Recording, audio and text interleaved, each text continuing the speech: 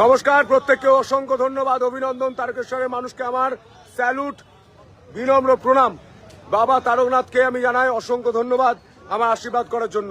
30,999 অর্থাৎ 30,999 ভোটে আপনাদের আশীর্বাদে সন্তু পান জিতেছে, তারকেশ্বরে পদ্ম ফুটেছে, বিজেপি জিতেছে, তারকেশ্বরের কর্মীরা জিতেছে। কিন্তু আমি একটা জরুরি বার্তা দিতে চাই পুলিশ কর্মীদের, পুলিশ আধিকারিকদের, ডিএসপি, এসপিদের, ওসিদের, যারা গেরুয়া আবির মেখে আমাদের কোনোদিন বিজেপি করেননি, যারা এই মুহূর্তে কিছু নাম উঠে আসছে। আমি নাম বারবার বলছি, যিনি মহিলাকে অত্যাচার কেসে ফেঁসেছেন, কয়েক বছর আগে আমাদের দলে আসার চেষ্টা করেছিলেন, সেই সব ব্যক্তিরা এই মুহূর্তে অত্যাচার চালাচ্ছে তারকেশ্বর বিধানসভায়। এই দানবদের তাড়ানোর জন্য আমাদের লড়াইটা ছিল।